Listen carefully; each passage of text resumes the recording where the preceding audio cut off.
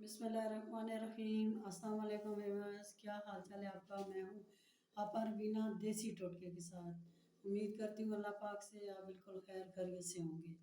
अल्लाह ताला खैर खैरियत से आपको रखे। जिन किसी के घर में कोई मुश्किल है अल्लाह पाक आसानियाँ पैदा करे। व्यूअर्स, आज की जो मेरी टिप है वो है देसी टोटका है जी।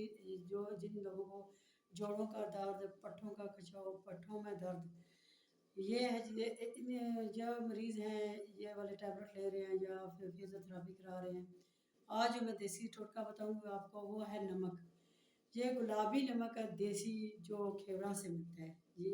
इसको आपने लेना है, ये मेरे पास पड़ा है, मैं आपको दिखाती हूँ।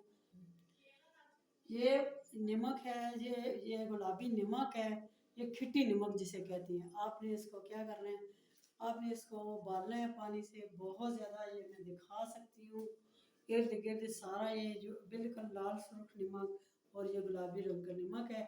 इसको आपने बिल्कुल थोड़ा सा तोड़ लेना है जितना आपको ज़रूरत है।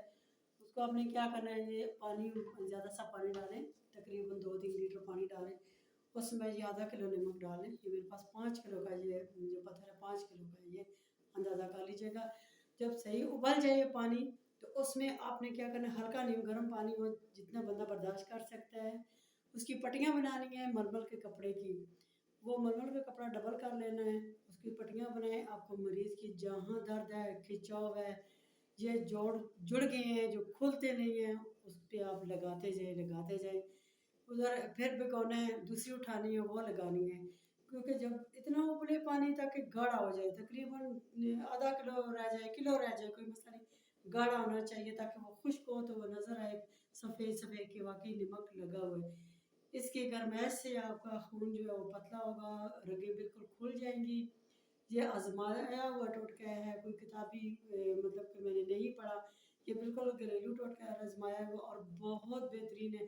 अल्लाह पाक ने इसके अंदर इतनी ज़्यादा जो है वो क़ुव्वत दी है कि इसकी ताकत से खून पतला होता है, रगें खुलती हैं, बंदे का दर्द भी ठीक हो जाता है। वो जो चल फिर नहीं सकते, बाजू जुड़ गए, टांगें जुड़ गई, घुटने जुड़ गए, तो वो ख़त्म हो जाएगा। जो जोड़ जो बंद हो गई हैं हड्डियाँ वो ख़त्म हो जाएंगी, वो खुल जाएंगी, खून पतला होगा, दर्द कम होगा। जब भी चाहे हफ्ते में 4 दिन करें, 3 दिन करें, लेकिन ये कोशिश ये करें कि जब रात को ये हो जाए, इसकी टकोर ले लिया आपने तो ऊपर से हवा शवा ना लगे।